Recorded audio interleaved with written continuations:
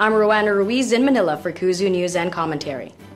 Australian Prime Minister Julia Gillard's Labor government claims Australians will not feel the recently introduced carbon tax. However, it's dawning on many that the newly introduced carbon tax is going to cost far more than what was bargained for. Indeed, it will cost in unintended ways they couldn't have imagined. Gillard may have in fact ignited a rural property boom. Imagine making a $6.5 million property investment which returns $20.5 million in 1 year or less. Today, we do the numbers and show you how it's done. Australian air carrier Qantas has entered into an agreement to buy more than 1 million tons of carbon credits from Henbury Station in Central Australia. R.M. Williams Agricultural Holdings bought the 527,000-hectare station for $13 million in 2011. The Australian federal government has contributed $9 million to the Conservation Zone project, which will see the Northern Territory station destocked and restored to a natural landscape.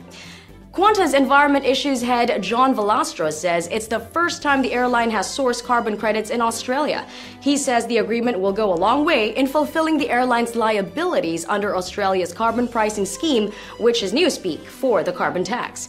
Remember, if you can't elect to pay the carbon price, shop for it or use an alternative. Then it's a mandated tax no matter what governments call it.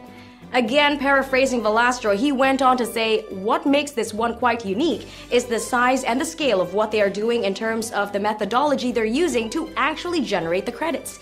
He also said it's about revegetating and repurposing the land.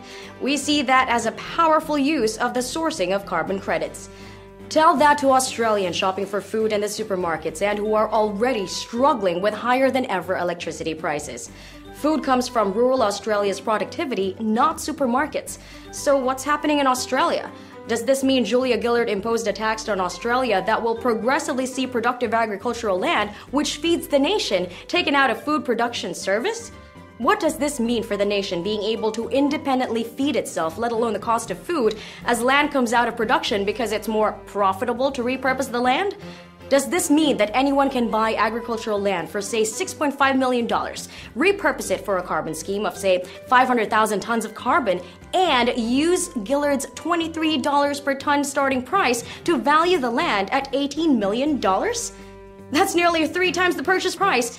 Add to this massive profit a further $4.5 million government conservation zone grant, and now you have $20.5 million from a $6.5 million investment. As a bonus, you might get to profit from some taxpayer-funded ecotourism venture on previously productive agricultural land.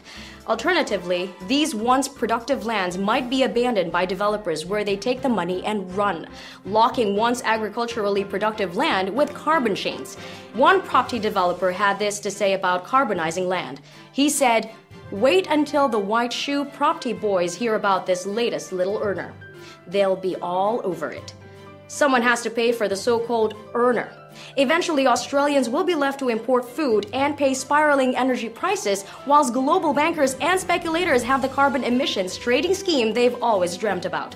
A scheme of taxing citizens without them knowing it. A privatized taxation system under the guise of free market forces as taxes passed on to the price of goods and services. Some of the cost, paid by big polluters, will be passed through to the prices of the goods you buy. Julia Gillard is absolutely right. Of course Australians won't see or feel the carbon tax. After all, wasn't that the whole idea? They weren't meant to see it or feel it until long after she has left office. As of the CPI indexing of Gillard's so-called carbon tax compensation, which is used as the basis of the Australian Competition and Consumer Commission being used as an attack dog against anyone who criticizes the tax, well, the bad news is the tax won't be indexed. Compensation for the low-income earners will melt away in time, and as the carbon prices trades over the $23 per ton starting price, the open market global emissions trading scheme crushing household budgets. Gillard's 2012 compensation will become a distant memory as families struggle to feed themselves, whilst feeding the bankers who have their market-driven tax on the cost of living in an already unaffordable Australia. If you're shocked, angry, or have just woken up as to what's been done to you, ensure your friends, family, and colleagues get it too.